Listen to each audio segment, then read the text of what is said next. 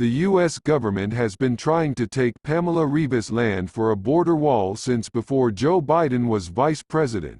From a brushy bluff, Rivas can look across the Rio Grande to Mexico on the other side. She spent her childhood fishing on the river.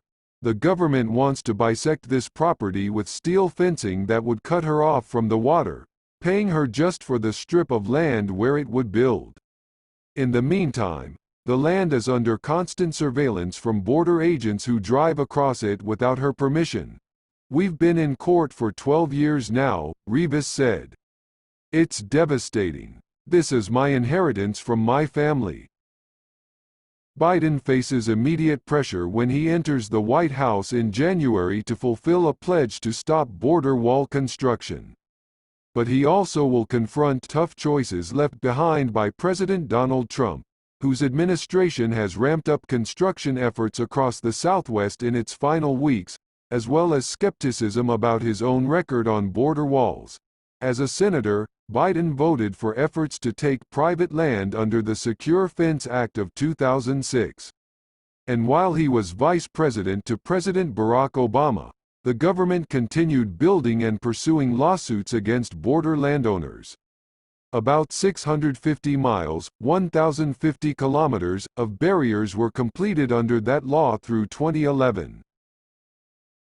In South Texas's Rio Grande Valley, where Rivas and dozens of landowners are fighting construction, Obama built more barriers than Trump.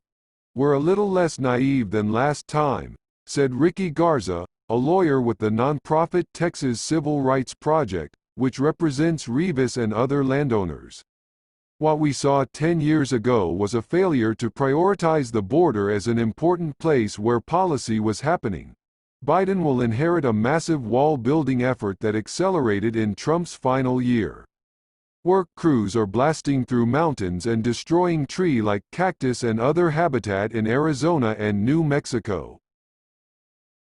Almost all of the construction under Trump has taken place in wildlife refuges and indigenous territory that already belongs to the U.S. government.